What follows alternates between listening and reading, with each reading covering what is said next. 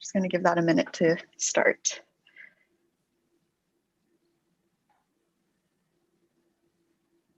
So Hannah, this live stream, this is on the EGSA, EGSA YouTube. EGSA has a YouTube that it's live streaming on? Yes, we just created that for the purposes of this. So, okay, yeah, neat. I shared that link with the forensic entomology class I just finished with. We just finished lab just before I came here. So I thought they might enjoy watching that YouTube live stream. Yeah, that's great. I think they emailed me, so they're in my class too. So, okay, I will be getting started. I will start with some introductions and then we'll jump into questions. And audience members, if you have any questions already prepared or in your mind, please feel free to put that in the chat and we can get to that. Okay, so thank you panelists and everyone for joining us today for the second Entomology Careers in Academia and Beyond. So I'll introduce our panelists. First, we have Dr. Mark Breidenbach. Mark Breidenbach is the district manager at Northwest Mosquito and Vector Control District and remains as a reservist medical entomologist in the Air Force. He received his BS in botany from California State Polytechnic University, his MS in entomology from UC Riverside, and his PhD in aquatic ecology and biology from Kent State University. Previously, Dr. Breidenbach served as the chief entomologist for the Air Force Aerial Spray Unit, where he managed scientific aspects of the Department of Defense's only fixed-wing aerial spray capability. The primary mission of the unit is to interrupt transmission of arthropod-borne disease, including arboviruses, in order to protect U.S. troops and secondarily to respond and provide interdiction during domestic insect outbreaks. Next, we have Dr. Alec Gary. Alec Gary is a professor of veterinary entomology and cooperative extension specialist in the Department of Entomology at the University of California at Riverside. He received his BA in biology from UC Berkeley and completed his PhD in medical and veterinary entomology at UCR. Previously, Dr. Gary was employed as a senior public health biologist for the California Department of Public Health and as a medical entomologist in the United States Army. Dr. Gary studies the biology, ecology, and integrated management of pest arthropods and disease vectors of animals. Of particular interest is insect dispersal, the impact of ectoparasites to their hosts, and the behavior of biting flies that transmit pathogens. Next, we have Chris Martin. Chris Martin was born in Santa Barbara, California. He attended UC Santa Barbara from 2003 to 2007. During this time, he worked at the Santa Barbara Museum of Natural History and UC Cooperative Extension. He then attended UCR from 2008 to 2010, where he studied impacts of housing and dust bathing on poultry ectoparasites under the direction of Dr. Brad Mullins. He moved to Virginia in 2011 and now works as an entomologist for Naval Facilities Systems Engineering Command, or NAVFAC Atlantic. Chris is married with two beautiful daughters, 5 and 3 years old, and in his spare time, he teaches karate. And last but not least, we have Major Jerry Lenore Johnson. Major Jerry Johnson is the director of the entomology department at the U.S. Army Medical Research Directorate, Africa, in Kisumu, Kenya. Her current military research portfolio includes monitoring insecticidal resistance, surveillance of arthropod vectors and their diseases of military importance, and product evaluation.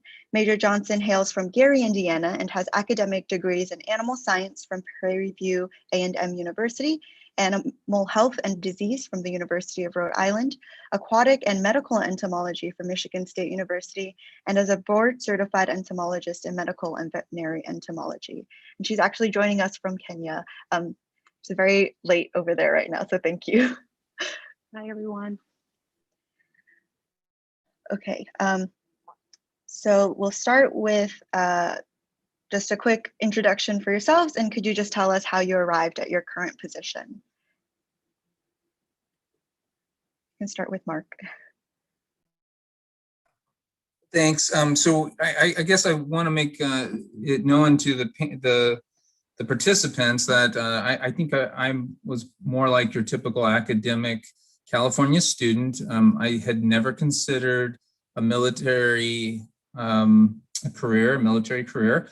And it was really only happenstance for me, a series of events that led me to the military entomology career. So I was coming out of UC Riverside, where I had done work on biting midges and non-biting midges. And it's sort of the end of the time that I was there, we were working in West Los Angeles with a mosquito control district. And so I ultimately ended up, after leaving UCR, working with that mosquito and vector control district.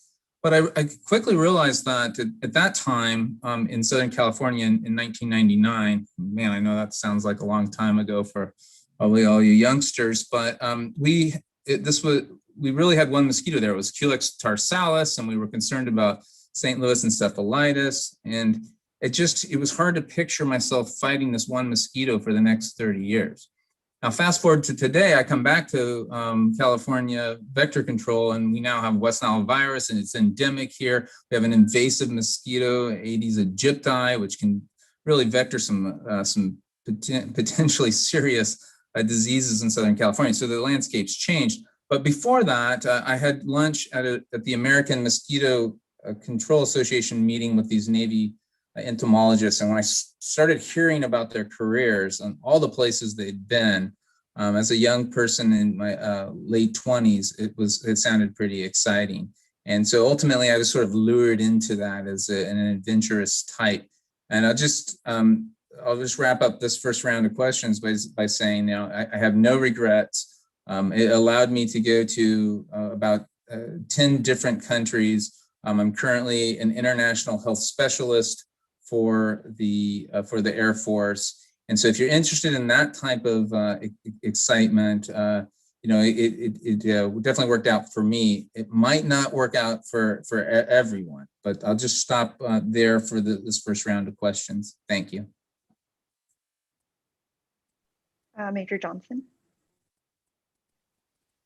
Hi, good afternoon, everyone. Major Jeree Johnson, as she mentioned. For me, I kind of came into this profession, I think, a little bit differently because my background was mostly animal science, husbandry. I had a huge interest in veterinary medicine and did a lot of work in animal health, and also really interested in parasitology. So after undergraduate, I went to University of Rhode Island to do my master's, and they wanted someone to look at Lyme disease in dogs.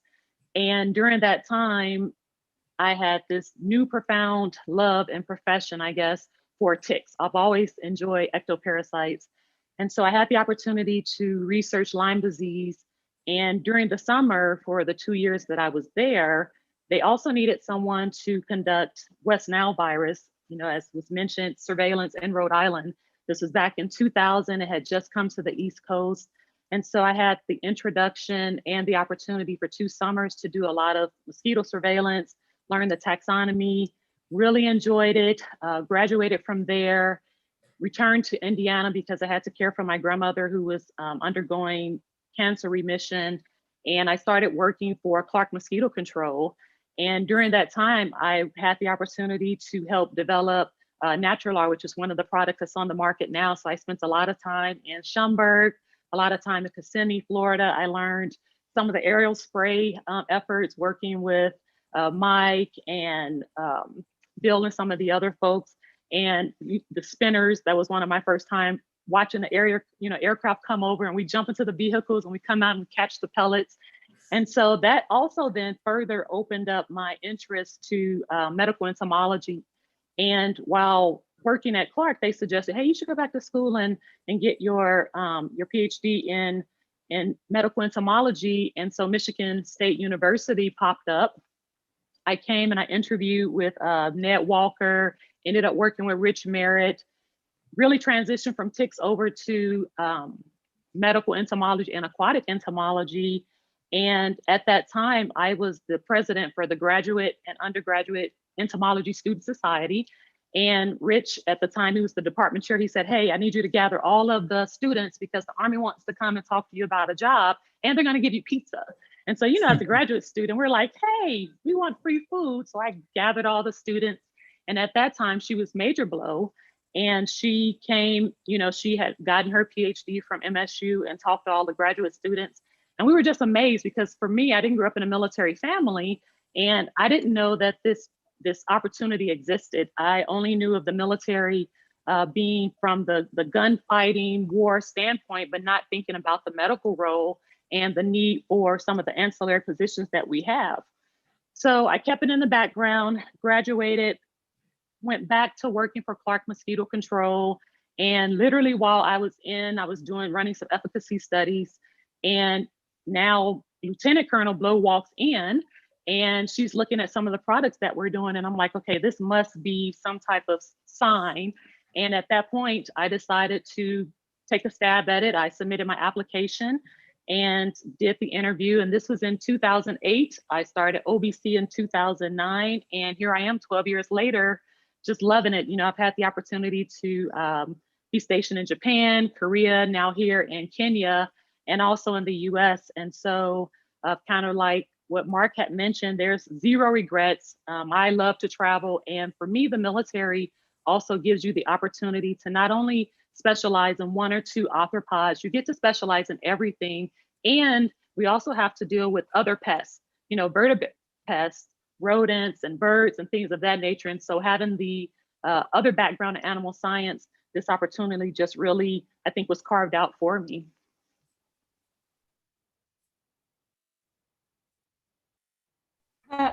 Very cool. Thank you. Can we have Chris next? Hi, everyone. It's interesting to see the text pop up on the screen at the bottom as it tries to pick up all the crazy lingo we use. Parasitology, I believe, became Paris mythology. Anyways, I'm Chris Martin. As Hannah said, I am originally from Santa Barbara County, California. I've been in Virginia now since 2011, working for Naval Facilities Systems Engineering Command Atlantic, or NAVFAC Atlantic for short. If you pursue a government career, you better get used to all sorts of acronyms. Fun fact, Mark, Alec, and myself are not only all UCR graduates, but we were even mentored by the same professor, Dr. Brad Mullins. So that's kind of cool. We're kind of connected in that way. As far as how I ended up here, I've always been fascinated by insects. My dad got me into collecting and raising all sorts of critters at a young age. In college, I got this crazy idea that I wanted to pursue physics. I think I watched some cool movie or something, but quickly realized that biology was and has always been my calling. While attending UC Santa Barbara, I did some work with the local community, monitoring California oakworm populations. And I worked in the Santa Barbara Museum of Natural History, pinning, labeling, and photographing insects. While I was applying to grad schools, I worked at the UC Cooperative Extension Office in Ventura for a little while, helping farmers with water quality and occasionally pest issues. Ultimately, I ended up in the Mullins lab researching housing effects on poultry ectoparasites and how the animals' natural dust bathing behavior might be used for ectoparasite control efforts. Near the end of my time at UCR, I kept seeing emails for various military entomology positions. I didn't really know what that meant. One in particular, an advertisement for a civilian entomologist, caught my attention. So I decided to look into it and spend some time talking to Alec about what he thought that meant, what that entailed. Alec was on my thesis committee. I believe that email was actually forwarded to our department via Mark, so thank you. We did an interview over the phone, and I was offered the position shortly afterwards. It seemed like an exciting opportunity, and my girlfriend at the time, was considering grad school on the East Coast, so we decided to pick up, drive 3,000 miles across country, and here we are today. Thank you. And then Alec? Yeah, so I guess my story actually goes back to my bachelor degree years at UC Berkeley. I was an ROTC way back then. So right out of high school, I had made a commitment to the military, and I come from a family of military people. So I was aware of that option. So I went to Berkeley. The military paid for tuition for me and a little bit of extra fees for various things. And during my time as an undergraduate, I was doing weekend training and other things that ROTC candidates have to do. So at that point, I was on a pretty traditional military route. And in fact, I was a biology major. I did take a couple classes in entomology at Berkeley, so I knew what entomology was, but I didn't see myself at that point being an entomologist. In fact, I'm not even sure I knew there was such a field or a career option as an entomologist back then. And when I finished my bachelor's degree, the Army, in their wisdom of where we all should be assigned, decided I would be a perfect combat engineer. And so I was assigned as a combat engineer, which was a lot of fun. Turned out to be a great place to start in my military career. I got to blow things up. And for me, that was probably one of the highlights of my first few years, was blowing things up. I wasn't the kind of engineer that could build anything, so that seemed like the kind of engineering I could handle. In any case, I got a lot of experience, as Major Johnson mentions, in the military. You get a lot of experience with insects, sort of generally, ticks and other biting things. And when I finished my 4 years of active duty, I decided I wanted to go back to graduate school. And I left active duty, came into the reserve system. And actually, I didn't even have to stay in the reserve system. I had no commitment, but I really enjoyed my military time. And so I decided to stay in the reserve system. And I'll tell you more later about the unit I was in if somebody wants to ask about it. In any case, I left active duty, came back to the US, looked around for graduate programs. And at the time, I thought I was going to be some kind of medical tech type degree. But I began gravitating towards entomology as I thought more about my experiences in the military, my experience with insects, the fact that I really enjoyed field research and field work. And in the end, I decided medical and veterinary entomology is really the field that I wanted to be in. As both Chris and Mark mentioned, all of us found the same mentor at UC Riverside, Dr. Brad Mullins, who turned out to be a great mentor for all of us as graduate students. In fact, Mark and I were graduate students at exactly the same time. So we were in the lab together, drinking coffee together as we did our research projects. In any case, I finished my PhD. The first job I had outside of the graduate degree was to work for the California Department of Public Health. I did that for a few years. Meanwhile, I'm still in the military. I've stayed as a reserve officer all this time. And by the way, when I completed the PhD, I transferred from the more combat side of the Army to medical service corps. And now I was an entomologist like Major Johnson, essentially. So for the last half of my career, I served that in entomology with Public Health Command and various other positions with the Army. And after a few years with the Department of Public Health in California, I had the opportunity to take a job at UCR as a professor. I did that, and here I am today, still here, still enjoying it, still having the opportunity to work with students and do research on interesting insects that I really love to learn about. So there's my introduction. Thank you. So one question that was pretty common was how important is having a PhD going into a career like yours? So what are some options for people who may not want to pursue higher education? Major Johnson. I was going to say Major Johnson might be the best one to address that, because I think her route and where she is right now might be a little bit more close to that answer. Yeah, definitely. And so for active duty, we are recruiting for those with masters. You typically would come in as a first lieutenant, and we also recruit for those with a PhD, and you typically would come in as a captain. And so for the military active duty side, you have both options. Most of our assignments will overlap because we would want you to have operational experience, and then those that have PhDs can go on to do research opportunities. We have 3 overseas research labs, the one here in Kenya that I'm at, one in Thailand, and also one in Georgia, and then our mothership, Walter Reed, which is there in Silver Spring, Maryland.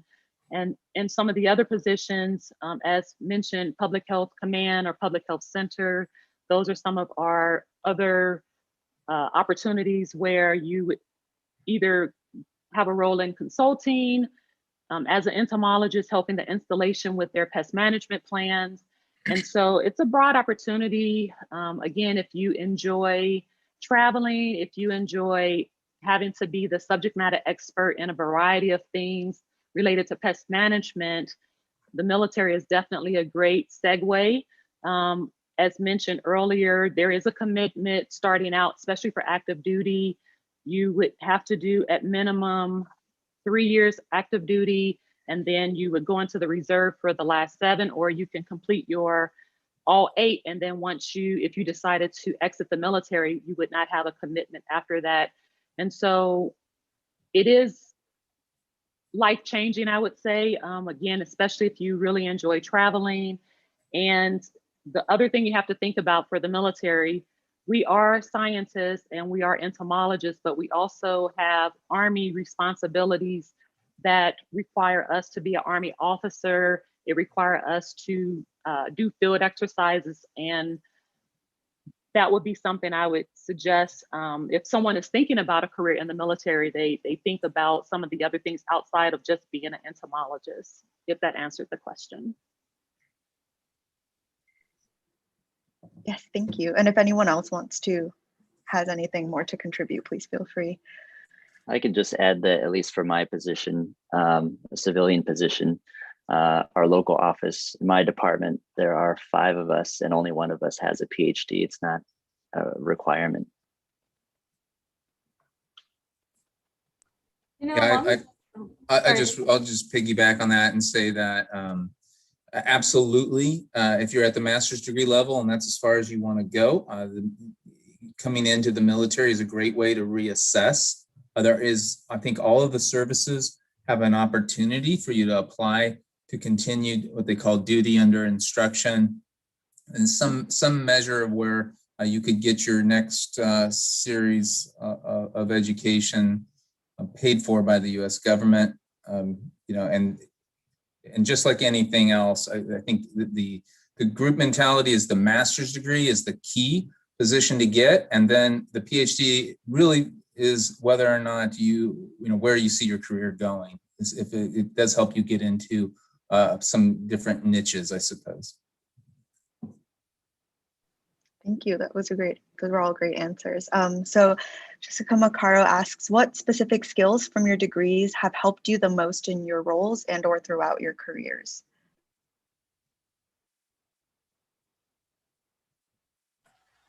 Well, I guess I can jump in and say a little bit here. So I started off as a general biologist and ecologist, and actually that ecology training from my bachelor's degree has been very helpful as I, in my current position, do research to understand the biology and ecology of various insects that might relate to transmission of disease to humans and animals. From the military perspective, you learn a lot of organizational skills and leadership skills that really help if you're going to run a lab, which I do now, or organize meetings, or you serve in leadership positions in professional societies, as have all of the people on this call. Those other military skills, those intangible skills of leadership and organization, I think have been really helpful as well.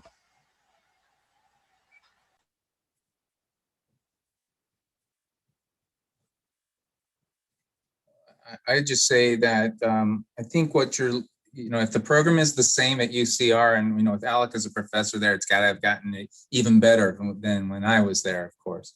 But I think that your education there is really gonna prepare you on a broad spectrum to be able to function well in the military. So to point out a specific area, that's really difficult to do. But if there's still an emphasis on public speaking that UCR had when I was there, it's a painful process to go through, but it will certainly help you when you step out into your new career.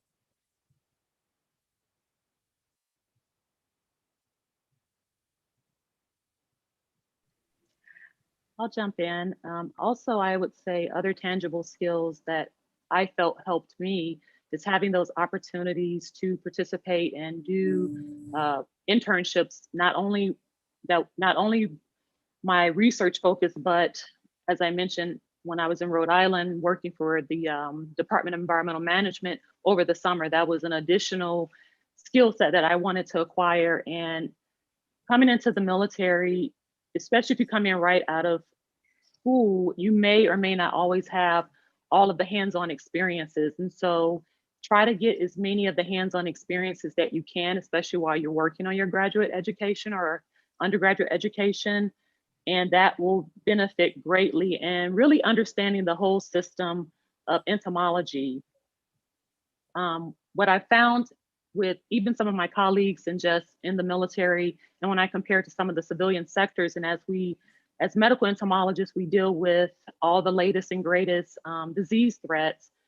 Being able to understand the whole organism, I really feel is important. I know we have transitioned to a state of a lot of molecular work, and most people don't have the basic dichotomous and hands-on of basic morphology and understanding the basic science of entomology. And I feel like that's definitely helpful, especially when you have to make recommendations, depending on, again, what assignment you have. But I think those are some tangible skills to start thinking about while you're working on your degree as well.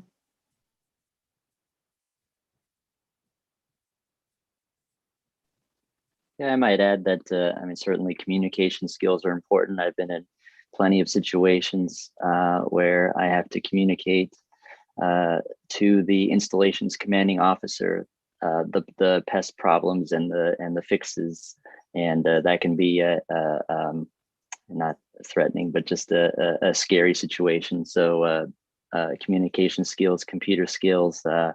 I have developed plenty of fact sheets for our installation personnel that have benefited from just knowing how to use PowerPoint and writing skills for sure. Plenty of reports that we have to write up after we've done site visits and that sort of thing. Be able to communicate efficiently how the installation should go about addressing their pest issues, things like that. And then are there job opportunities in the military for internationals? So I guess people who aren't from the US or have US citizenship. So, well, I tried to recruit some foreign international folks previously, and the Air Force at that time had a policy that only US citizens could serve as officers. I believe that they could previously enlist. But of course, these are officer positions that we're talking about. I was just told recently that policy may have changed. So sorry that I don't know the answer to that immediately. So on the active duty side, somewhat similar, where it's NAVALI, I think it's called the NAVALI program, and I may be messing up that acronym or the name, where you would come in on the enlisted side, if you have your bachelor's or your master's degree, and then you would do so many years enlisted, and then you would commission over to the officer side. I don't have all the specific details, but I know for active duty, that is still an option for international students. And whoever is interested, we can make sure that I get you the information. Our consultant can definitely provide the true details, but for active duty, that is still an opportunity. Over. It's probably worth mentioning that there are many countries elsewhere outside the United States also have their own military units and public health systems in the military and entomologists. I've worked in Thailand with the Thai military folks that have entomologists there in their research units. I've been in Europe, so I lived in Germany with the Army for a number of years and served a year in Bosnia and interacted with people who were in public health in their national military. So there are opportunities, perhaps even in your own country, if you're an international individual, if you want to look for something that's relatively similar to what we have. Maybe not as many. There may not be as many positions, but I think that they have some of those positions out there in other countries.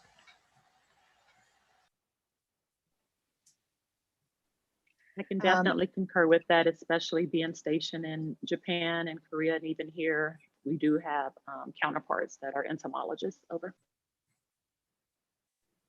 Thank you. So scientifically, what do you think are the benefits and drawbacks of conducting your work in the military as opposed to other governmental or academic positions?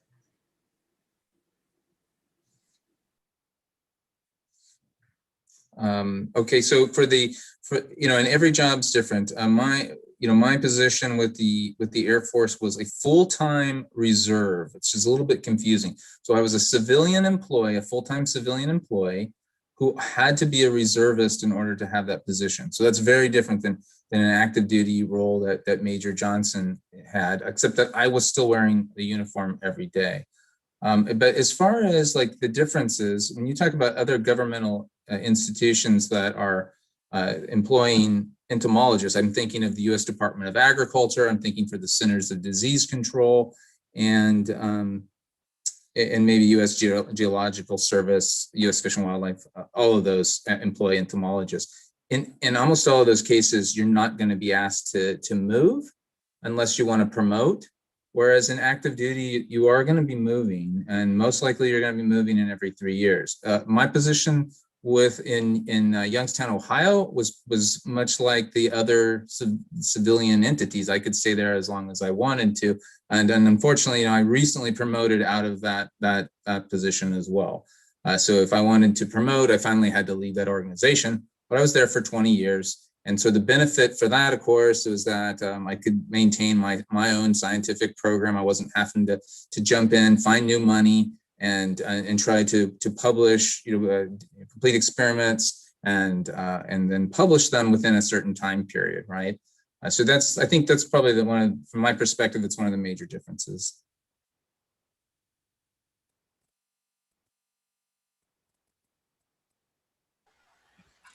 I guess I can contrast a little bit working in and running a lab with the military as opposed to doing that here at UC.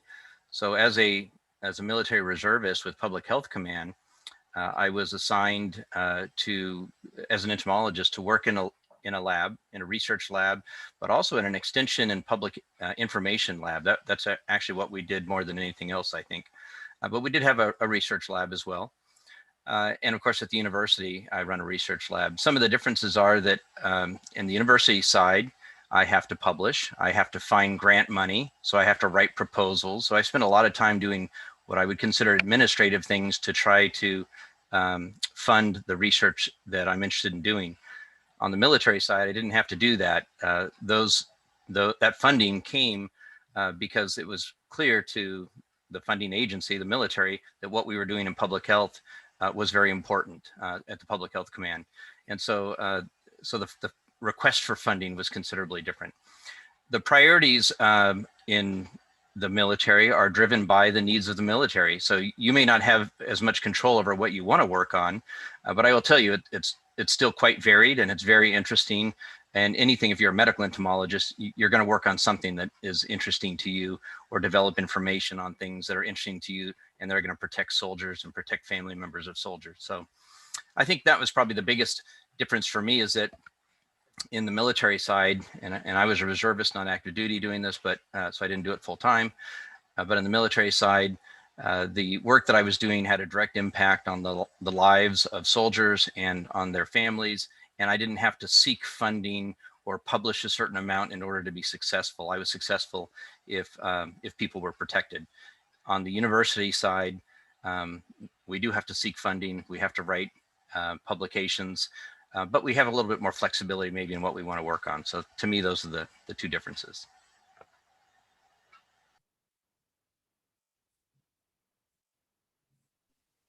From the active duty side, all of my assignments until this one, as mentioned by Alec, the funding was there. You had your core funding and you had your mission and you had a little bit of a say.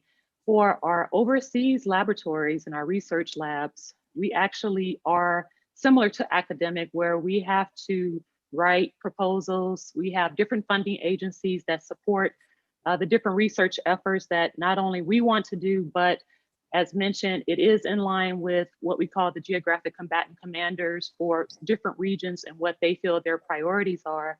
So in my current position, I actually do have to find funding, not only find the funding, but this funding also has to support the salaries of the 18 staff members that I have working for me. And so this is the one opportunity where it is a little bit similar to academia. We are encouraged to publish. We are encouraged to continue to find funding, because if we don't find funding, then our program won't be as big. We may not be able to reach all of our research objectives.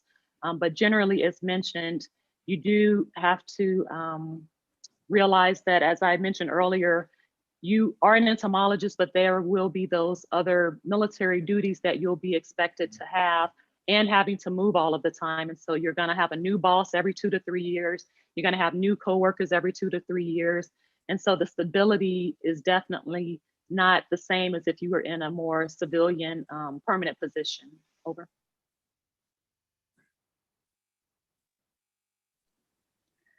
I guess we kind of skipped this part, but what are your daily duties that that your job like entails? I guess I've been going first, so I'll continue to go. So I was this essentially. My role is to be the scientific advisor for this pest management activity. It was highly technical in the sense that we're doing aerial spray with this giant cargo plane, and we need to be able to take this whole kit anywhere in the world, and we were operating. In 9 different states and under these different types of parameters. So we're doing liquid larvicide applications against mosquitoes. We're doing adult mosquito control. So on a daily basis, I'm just doing typical things that would respond to that, like planning projects, attending meetings. I will say, not on a daily basis, but I kind of want to get some of my sound bites in here, because I think that what as a young member, as you're coming in, one of the things that surprised me is I found myself on these committees in Washington, D.C., and Alex sort of mentioned this too, about the kind of the decision making. So, you're 30 years old, I'm taking all of this entomology and pest management and integrated pest management practices, and we're being asked to formulate policies that were going to be applied to everyone across all of the uniformed services, right? So it was a tremendous amount of responsibility really quickly. And I think that's one of the underlying things to understand, is that you will probably find yourself in an area of responsibility that far exceeds your expectations very quickly. Many people might find themselves with overseeing a program that has several $1 million of overhead, or you might be putting together a laboratory after just a couple of years, or deploying to a country and interacting with a foreign government's public health and helping talk about mechanisms that can improve their responses. So that part of it's pretty interesting, and that literally occurs probably on a weekly basis.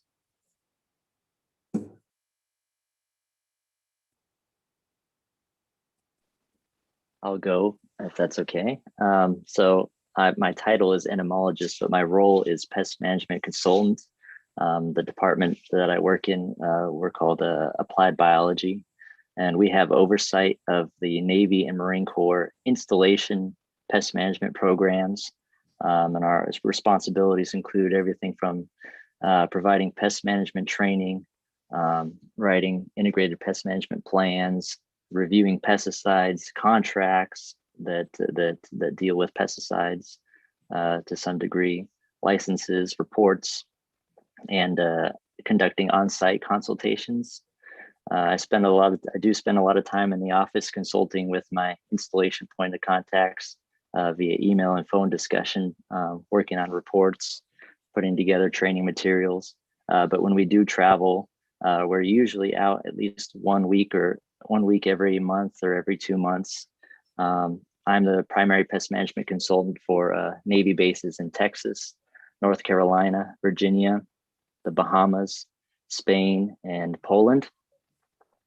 And getting out in the field and providing technical and compliance assistance to my installations is really one of my favorite aspects of the job, for sure. So I hope we get back to that very soon.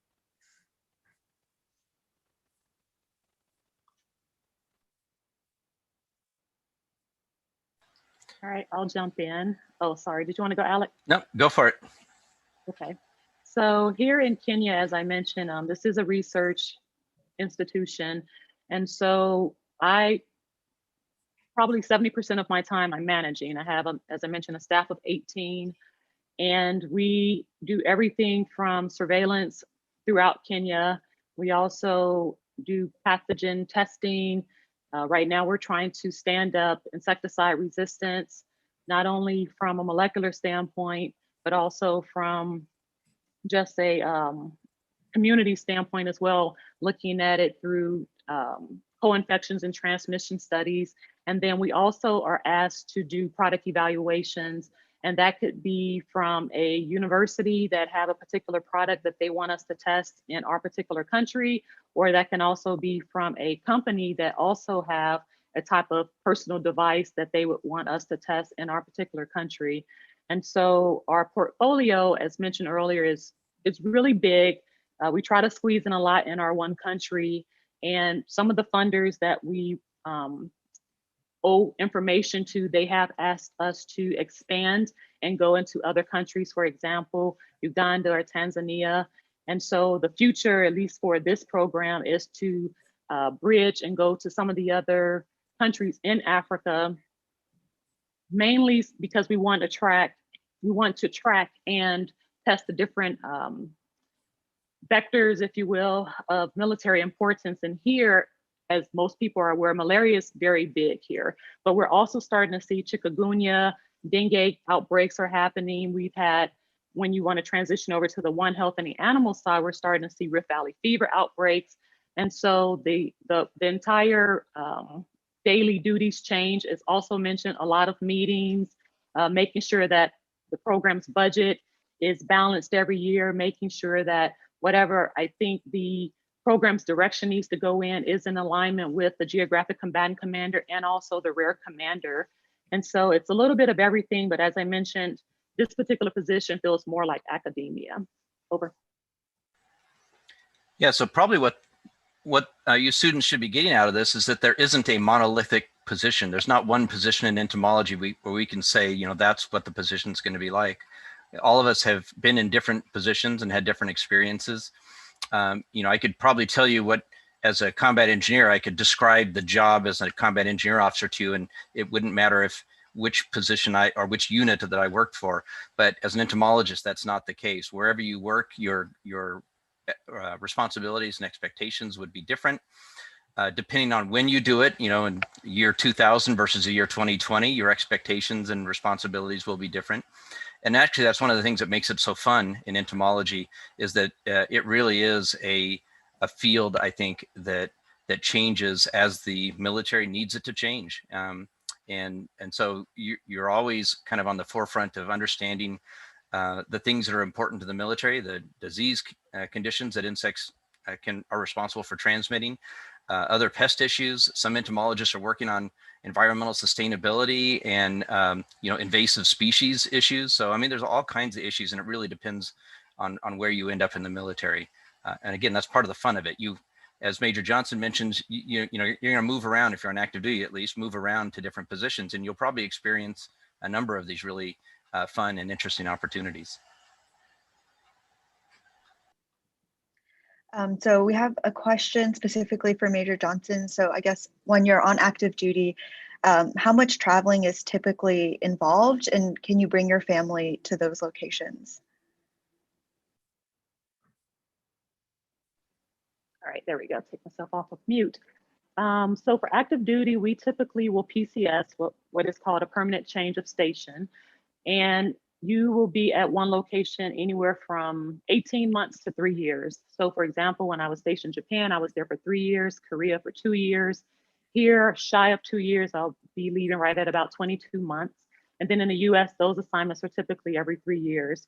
Most of our assignments, I would say 90% of our assignments, you can bring your family. The overseas assignments, you can definitely bring your family. However, you have to be mindful, especially depending on the age of your kids. If you have kids in high school and you want them to finish out high school, you really have to try to time that part of your life with the assignments. But at the same time, as mentioned earlier, there are times where we would deploy or be asked to assist in maybe a humanitarian mission. And obviously your family can't go to those particular areas, but just your general daily 2 to 3 year assignment, you can definitely bring your family over. Thank you. So are all entomology positions in the military either pest or disease management?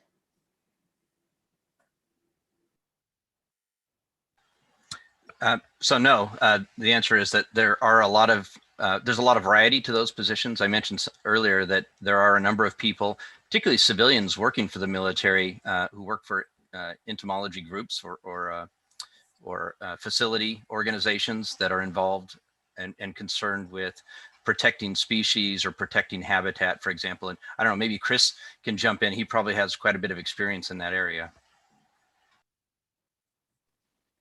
Yeah, I'd say that the focus of our department is, I mean, maybe medically important pests, but we certainly deal with the structural invaders as well. Just nuisance pests, and we do work closely with the natural resources people on the installations that would have a hand in the threatened and endangered species for sure. So yeah, a lot of variety.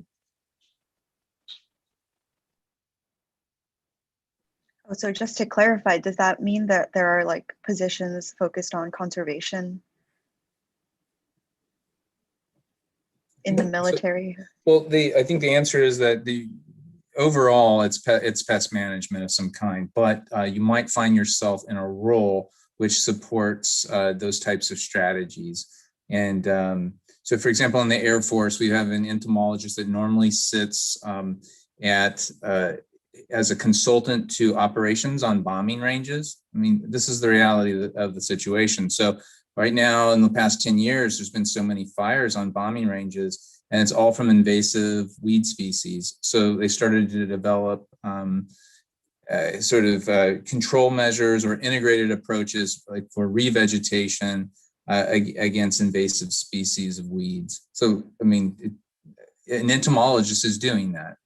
It could be you could introduce the concept of a biocontrol agent into that, you know. So there is some variability, but 3 years later, that person's going to move to a different job.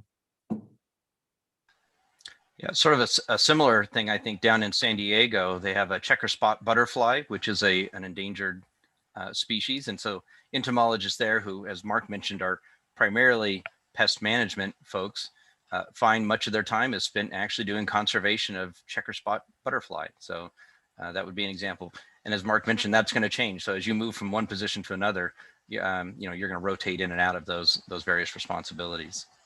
Or maybe the checker spot butterfly doesn't need to be protected 5 years from now. Who knows? Great, thank you. So are there any disadvantages or advantages to being an enlisted entomologist versus pursuing a civilian position in entomology with the military?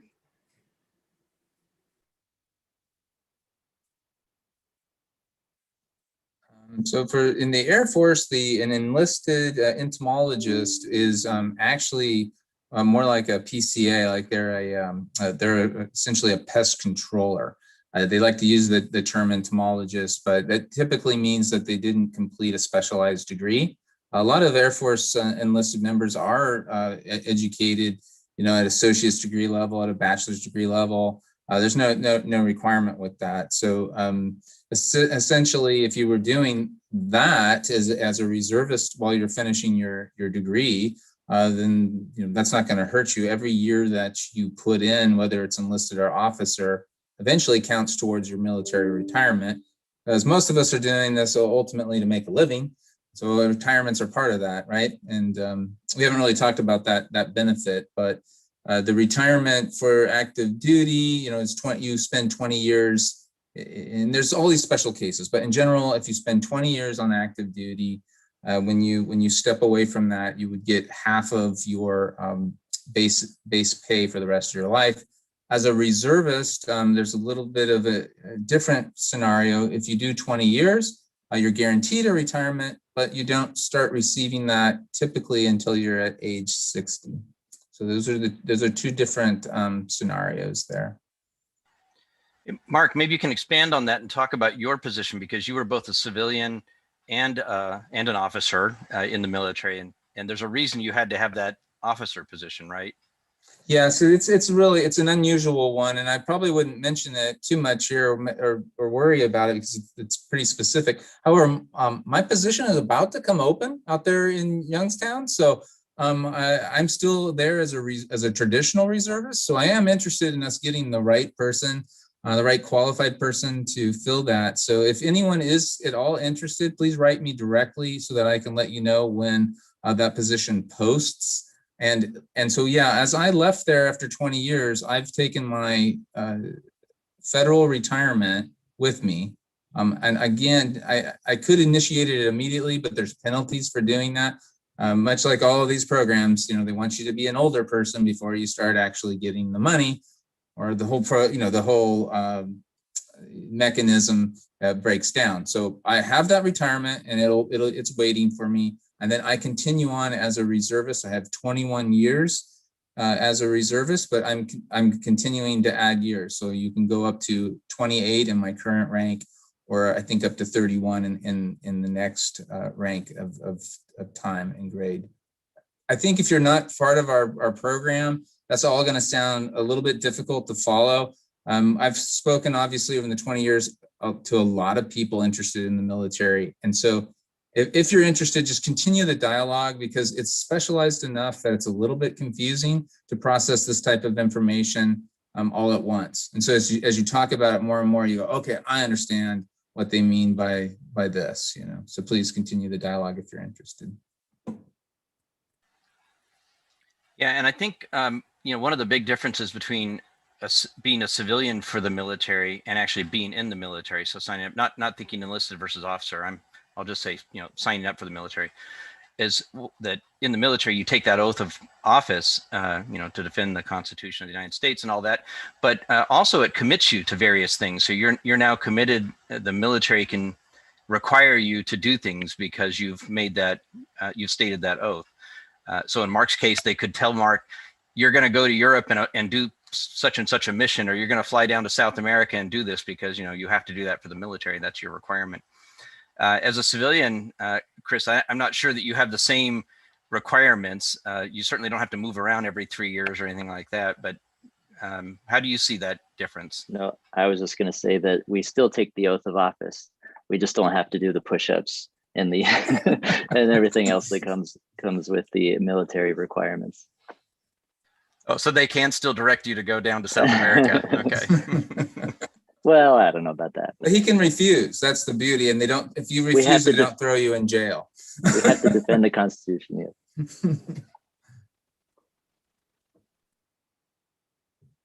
I think you also have to get, one thing to think about is I perceived it to be a lot more oppressive than it is. There's actually a lot of freedom, but then there is a line that I think Major Johnson was starting to sort of indicate.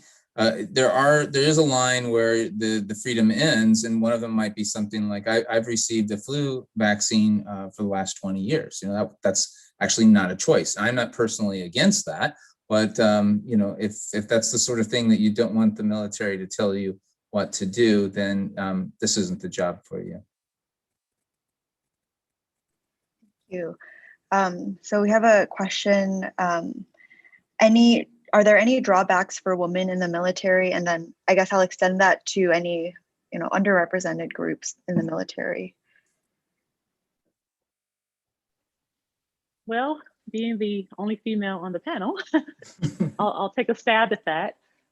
So for entomology, we're a part of the Army Medical Department. And I think the Army Medical Department is very diverse, not only ethically, but also male, female, we have a lot of male nurses, things of that nature. So I personally, for entomology, I think we are balanced pretty well, male and female. I know I'm thinking back to, graduate school, we were very female heavy, where back in the day, I think it used to be very male driven. And so for the Army medical side, I feel like we have a pretty diverse group. male and female, of course.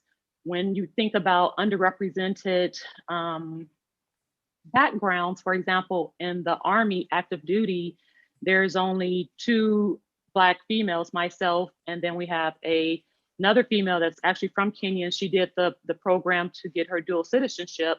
And then we have 4, now 5 actually Black American males. And so, and we have a total of 62 medical entomologists. And so we still have ways to go. But again, I think a lot of people like myself, when you don't grow up in the military or you don't know these opportunities exist, they won't know to think about the military as an opportunity. And so thankfully for me, having someone come to school and also this type of forum can open your eyes to the different opportunities that's outside of what you may or may not see. And so I think it's pretty diverse for the medical side, and I can't really speak to maybe the combat arms and some of the other entities of the military. Over.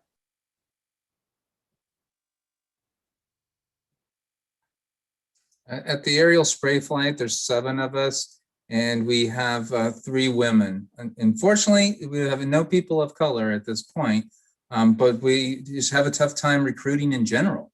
And so, you know, we encourage, I think that the programs are there and the interest is there for more diversity. That's be certainly our stance. And I can't really speak to what it's like right now. I retired in 2015, so I've been retired for a little bit, but I'll tell you that over the span, I started my military career in 1989. Over that span of time, I have seen the military become far more diverse. They've made a lot of strides in that direction. Some of those were required by the federal government. Others were just because the military, I think, is often on the forefront of pushing diversity issues. And so I've seen a lot of improvement over that period of time in the combat arms as well as in the medical command. So I think it's a good place to be, regardless of your background at this point.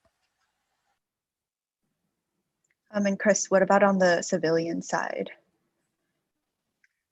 Well, my supervisor, my boss is female and her boss is female, and my boss before her was female. So there's certainly a strong female presence, and we all respect each other. We have a diverse group. We're doing well.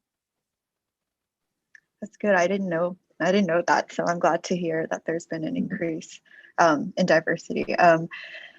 So we have one question. Okay, it's 2 questions. So to Major Johnson, do you often evaluate mosquito traps and lures? Yes, so in this particular position, as I mentioned earlier, we have currently right now, we are evaluating personal protection devices. The military is going away from being really in like a fixed location, and we're moving a little bit more. And so we're trying to figure out what's the best way that the soldier can protect themselves, not only with our uniform that's treated, but what other device can provide some type of repellency. And so we have tested traps for companies before. The Armed Forces Pest Management Board, that's one of the joint assignments where if there's a corporation or a university and they have this great idea, this great trap that they want tested, usually they would do it as well. And they would present that trap or lure to the board. And then collectively as a pest management entity, we would all vote on having that particular trap or gadget or widget fielded to the military. But in my current assignment, there has been opportunities to test equipment. Right now, we're just doing some of the spatial repellent equipment. Over. And then to everyone, what are the chances of being stationed in a place of your preference?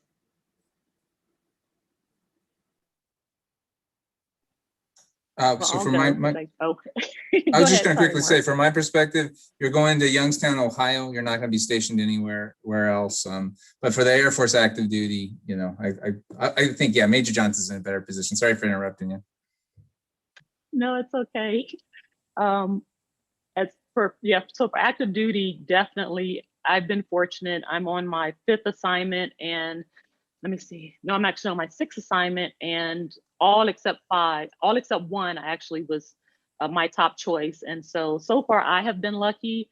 And I think also because I'm a people person and I network and I have a great reputation, that has helped me land some of the assignments that I have as well. But typically you get to provide a wish list, and if you play your cards right, you could probably get the assignment of your choice. But again, it's also going to be needs of the Army. So you just have to be open to that you may not always get your choice. Over. Yeah, actually, I'll add to that. When I finished my bachelor's degree and went into the Army for the very first time on active duty, I got to put in my wish list for where I wanted to be stationed. And like any 23-year-old, I put Hawaii as my top choice. I didn't get it. The Army didn't need me in Hawaii, but they sent me to Germany, and I had a fantastic time. And what I would tell you, everybody who's listening, is wherever you end up, it's going to be great. The Army had, well, all the services, Army, Navy, Air Force, they've all got some great places to be. It's a fantastic way to experience the world, or maybe other places in the U.S. that you might otherwise not have gone to. And you'll find that there's beauty in all of those places in some way, and just kind of embrace it. Wherever you end up, embrace it fully, and you're going to find that you're going to have a fantastic time. Yeah, I'll take this opportunity. So I mentioned that the regions that I'm responsible for, but I have counterparts in San Diego and also in Hawaii and one in Japan, and they all kind of oversee the programs for those regions. So we have a PAC region, and that covers the West Coast of the continental United States and across through the Pacific region. And then the other services have a pest management consultants as well, stationed in various regions of the country. And so there are opportunities, at least in the civilian environment, to end up just about anywhere as well.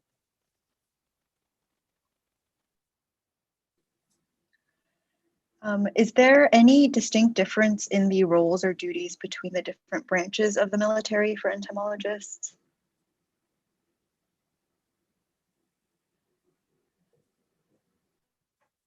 Okay. Yeah, there most certainly is. I would, and I've had the opportunity to, with my program, I've had the opportunity to work with all the different branches. So, I mean, it has to do with what the main purpose of the various services are. So Air Force, you're specifically normally looking out after some sort of mechanism that involves aircraft. So either airfields or bombing ranges, or something like that. Obviously, my program was the aerial application of pesticides to control insects of medical importance. But obviously, the Navy and the Army have their own, and since we have representatives here, I won't try to speak for them. But quick answer is yes. Over. And as mentioned, for the Army, we're more of the ground unit, if you will, and so we are going to be the group that will go to most of the U.S. installations, but also deploy. We are also OCONUS, which could be any other country. And our primary focus is going to be maintaining the installation and keeping the installation as free of pests as possible. It's not a reality because we don't live in a bubble, but that's typically what our roles would be. And as mentioned, I've had the opportunity to also work with the Navy and Air Force on different collaborative efforts.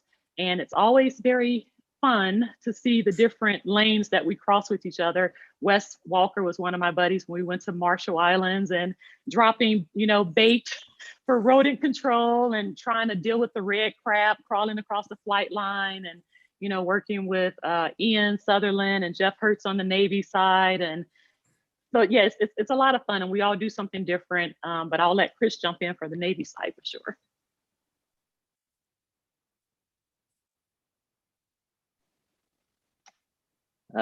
Could you repeat the question? Yeah, so the question was, are there any distinct differences in the roles or duties between the different branches of the military? So I mean, for yeah, US, right, the right, Navy, right. yeah.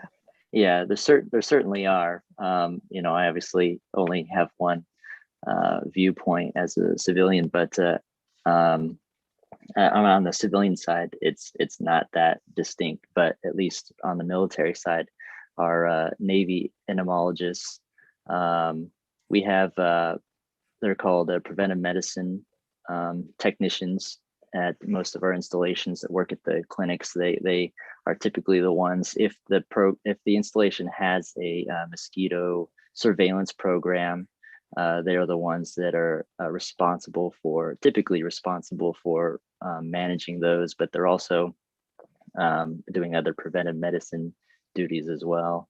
And I can't really speak to the other services, but certainly there are differences between them. And I think also, Chris, just for the Navy side, there are some shipboard activities and pest management. Oh yeah, absolutely. Yeah, that comes into play for the ships as well. Right. And I've only had such exposure to that, but yes, we have the shipboard side, the entomologists that go onto the ships and investigate pest issues. Certainly a fun environment for doing that. Do any of you foresee any future changes of the role of military entomology locally or globally? It's definitely a changing, back, I think in the last 20 years, there's some things that remain the same, but there's some things that, that are changing. I mean, obviously, the way we do pest control, if the world will accept some of the newest scientific techniques, we will see more genetic manipulations involved and things like that. But we've stuck with the medical entomologist's primary role is to protect the war fighter, and so we'll continue to look for ways to keep our men and women that are wearing a uniform safe while they're trying to go about doing their job. But yeah, I think there's potential for change.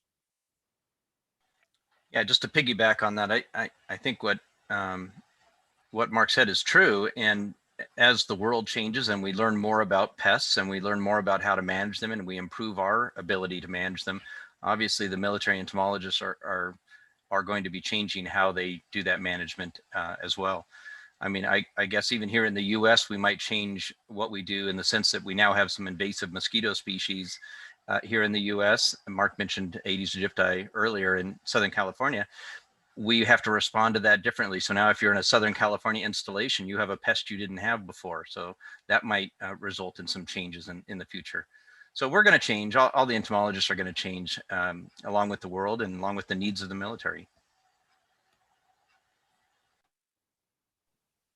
And just from the active duty side, we are what we're calling going a little bit purple. We're trying to merge collectively from the Army, Air Force, and Navy side to do things that have a little bit more interoperability, if you will, where we're not just fielded maybe a certain type of pesticide equipment that we would use, but it's something that all of us collectively can use, because entomologist is an entomologist and a medical entomologist is a medical entomologist, but the way we combat and protect the warfighter, we're trying to do that more succinctly. And I think that's one more recent change for the military. And you'll start hearing everyone say, oh, we're trying to go purple now. So just from the military side, I think that's an immediate change. And it's mentioned just locally, I feel that we're starting to collaborate a little bit more with pest control companies or vector control districts, especially because they're out there, they're able to do the surveillance a little bit more on the day-to-day basis. They are oftentimes provided the state funding. And for the military, again, it really depends on what the installation priorities are. And so being able to do a lot of collaborative work with some of these additional private agencies and state agencies, I feel, and now with social media and the ability to do virtual things, we are having a bigger presence doing that type of work just to get the information a little bit faster than what we can probably do on a day-to-day basis.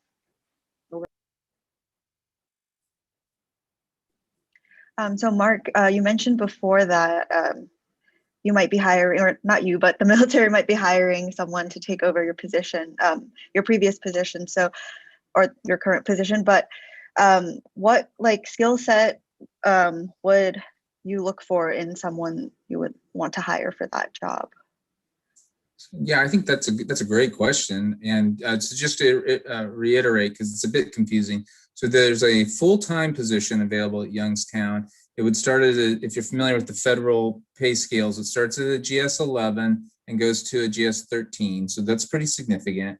And then and there's just one position, that the one I just vacated. And then we also have a traditional reservist. I think we might have two of those positions available. And that's a harder sell for somebody who's living in California, because you're only working a few days. You're actually working 1 week in a month and an additional 15 days a year. But you mostly would be traveling to Ohio to do that. But if that's still something that anyone on this call is interested in, please drop me a line, and I can explain how that works as well. What we're working for is someone with a master's degree level minimum, and they could be an agricultural entomologist. Hopefully they've had a little bit of background in pesticides, but I'll be honest, I was highly theoretical when I arrived in my job, and I was supposed to be doing aerial sprays. So the military is very good at training you. They're not going to ask you to do something without training. So you have a period of time to get ready. I think ideally though, besides being a good entomologist, and anyone coming out of UC Riverside should have those credentials. But I think you also have to have a little bit of situational awareness, some ability to think logically. Hopefully you have some leadership, leadership skills, but all personalities can work well. If you're a little bit too mousy, maybe you don't have to be aggressive, but you will have to stand up. If you're going to tell people what to do, you probably shouldn't be too shy. Thank you. So what are some resources you would recommend for students who are looking to join the military as an entomologist or work alongside the military? Well, I don't know if Major Johnson might have more information here, but there are military recruiters, and those are going to be a good resource for you. There are specialist recruiters for the medical fields, so maybe not the same kind of recruiter you might go to if you were coming out of high school. We can probably provide the contacts for some of those specialist medical recruiters. I don't know, Major Johnson, do you have a link to the medical recruiting command folks by any chance? I do not, but what we're asking those who are interested is to start with our consultant and our deputy consultant, and I can provide that information as well, because they will be able to see what our total allocation is at the time to realistically say if we have slots available during, either this fiscal year or whatever the next fiscal year is. So we'll start with the consultants. Right now it's Colonel Mark Carter, and then our deputy consultant is Colonel Brian Evans. And so they would want to talk, interview, and then be realistic with what we actually have available. And then other resources we have, and we've been pretty instrumental when we could physically be at some of these conferences. We always had like a entomology table at ESA, some of these other places. Now, right now with things being virtual, we're still trying to have a niche in being able to recruit, and we have a section that's carved out for entomology.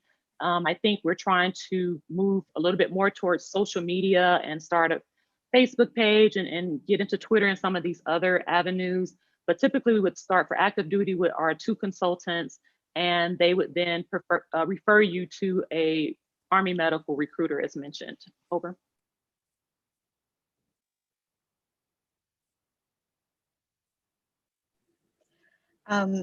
So what is one piece of advice you wish you heard when you were a student?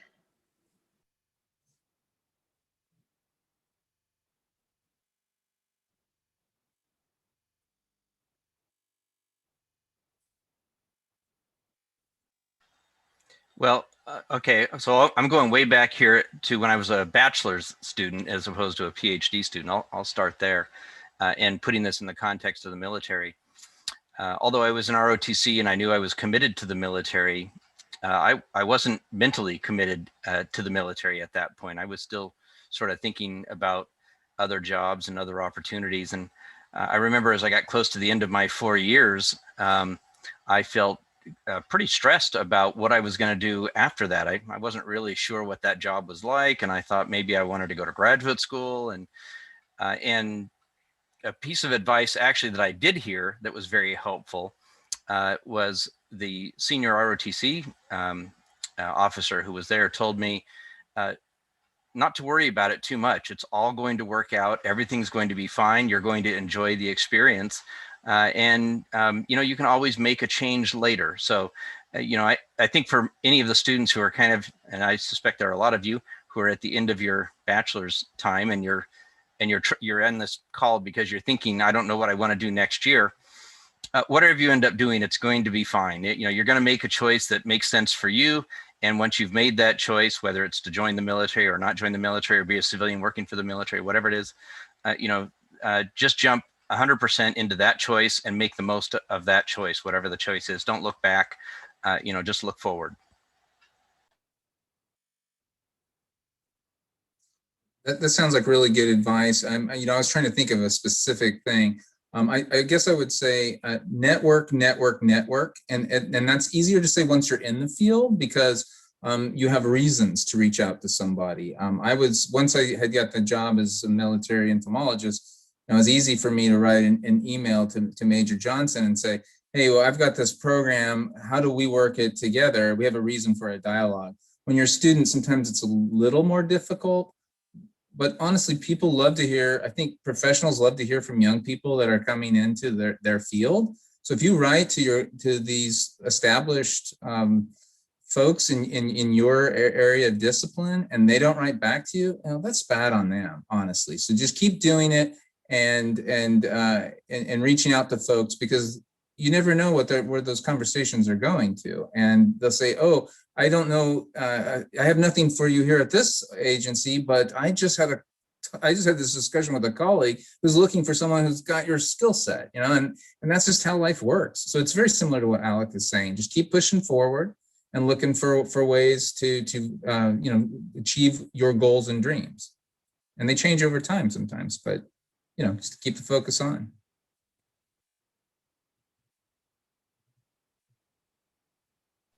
Yeah, just to piggyback off of what these guys, just to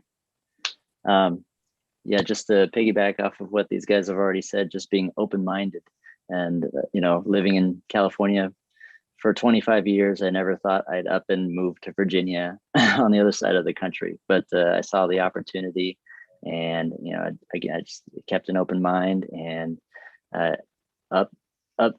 uprooted myself and went for it. I jumped in 100%. And it's worked out great. So it's amazing what just having an open mind can do for you. And just to add on to what everyone else has said, being a risk taker, I think is huge. And I wish I would have had a mentor at a younger age. I think, again, one, being the first person in my family to go to college and then doing something that's totally different from anyone around me. I'm playing with bugs and animals. I had to learn along the way. And one of the things that I've started doing is trying to mentor because I know at that younger age, most people don't really know what they want to do. And so as mentioned, it's nice to run your ideas by someone that's in the field that's doing it and to also just take a risk because at the end of the day, you'll find that taking that risk and listening to your gut more than anything will be so rewarding. I've done a little bit of everything. I've dabbled in the animal side, insect side, name it, I've done it. And it's all been rewarding. I have not had one straight direction to where I am now. But being a risk taker and try to find a mentor that is really genuinely in your corner and want to see the best for you that can help mold you just a little bit, but also guide you when you just don't always know what questions to ask. Thank you. And so we have 10 minutes left, so I'll close with this question. What is the most rewarding thing about your job? Like, what would be your pitch to have people work in the military or alongside the military? I would say, like Alex said earlier, supporting the warfighter, that statement, supporting the warfighter, although in a behind the scenes way. The training that I provided to that DoD certified applicator may translate to them applying that pesticide properly and safely, so that no one gets harmed in during that operation, or they control those bed bugs that would otherwise have irritated the heck out of someone, or they helped manage those German cockroaches that would otherwise result in that warfighter getting sick and not being able to do their job and complete their missions. I think for me, that's one of the most gratifying things. Again, although underappreciated, I think I'm a part of that military mission.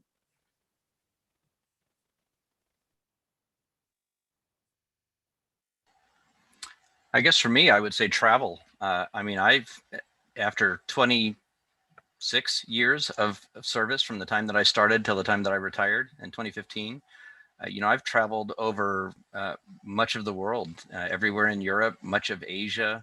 I finally did get to Hawaii for a military thing. Alaska, didn't get stationed there, but I've had a chance to travel all over. And if you enjoy seeing the world, this is a fantastic way to do it. Oh, and by the way, I didn't have to pay to go to all those places. I got paid to go to all those places. So, that was great.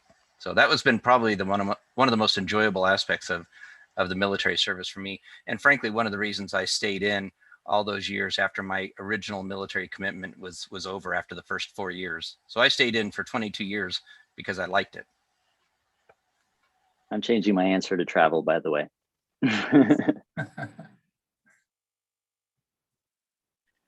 Definitely travel. I've been to 6 of the 7 continents. Antarctica is the next place that I need to get to. But definitely travel. If you are a foodie like I am, with the travel, I love to eat. And also just be immersed in different cultures. I have found it so rewarding. I've been so many countries and so many places, and just seeing the world differently from what you see only in your city or your country, it's eye-opening, and it just makes you totally appreciate different opinions. It makes you appreciate how other people live. It makes you also appreciate the things you have when you see other people don't have certain things. And so all of that for me, I think that would be the one pitch. If you want to grow as a person and professionally, join the military. Yeah, actually something Major Johnson mentioned, not only are you traveling and seeing these places, but you're really interacting with the local people a lot too, and really getting into the cultures. And so it's even better than just going to visit as a tourist, where you're seeing the sights, but you don't really get to understand the people. In the military, you get more depth, so you get to actually understand the culture a little bit, maybe a lot of it, depending on how long you're there. Yeah, and my response is probably about the same. 2 things. One, the first one is the amount of responsibility that you'll get quickly. If you're someone like myself that is raring to go, that was rewarding. And then the second really is, I wanted to kind of challenge myself to see the world. And I've only been to 5 of the 7 continents. I didn't get to Australia, but my weird places are Thule, a mosquito survey in Thule Air Force Base, which is in Greenland. And it's 900 miles north of the Arctic Circle and just 900 miles south of the North Pole. So I got to experience when I was there in late June, it was a 24-hour day. So, things like that's pretty cool. I also did a rat assessment for Wake Island. That's 8 hours further west towards Japan. It's a small atoll, just amazing place. Very few, it's not open to commercial traffic. So, these really kind of strange places. And then my specialty as a international health specialist is Central America. So I've been to all the countries there, and most of the countries in South America, working with the government and their public health officers doing evaluations and strategizing for better control measures. So very rewarding for me. Thank you so much. So that was the last question. Are you all okay with me sharing your information with email with the attendees after this? Absolutely. If there's a Yeah, different certainly. email you want me to use, I'll send you an email and clarify all that information. So thank you. And I think that's it. I'll stick around for the next 5 minutes, but everyone else, you're free to go. Thank you so much for your time. Thanks for having me. Yeah, thanks for listening. It was enjoyable. It was very And great inspiring. seeing all the old faces again. Yeah. Can't meet in at the board and try service. So it's great I seeing know. you all. Wait, who are you calling Likewise. old? Yeah, it was great to see you guys again, and hopefully we'll get a chance to see you without having to wait another 20 years or something to see everybody out here again. And Mark, before you came on, I was telling Jerry that maybe at some point I'll have some reason to go to the board again and get to see all of you guys there. I don't know, Chris, do you go to the board much? Yeah, I do. I mean, every other board meeting, maybe. We can get you an invitation in a heartbeat, Alec. The question is who's going to pay for it. Yeah, that's true. You know what? We get you to come, but maybe we could get them for you to come and talk about the latest, greatest in flight control, and then we can get it funded. Yeah. Yeah. We'll So share when a room like old times, okay? Perfect. Yeah, when I used to go, it's because I was going to visit the public health command up there at Aberdeen, so I had a reason. I was close, but yeah, now I just need a reason, I suppose. So yeah, give me a reason. I'd like to come. Well, I'm going to the board next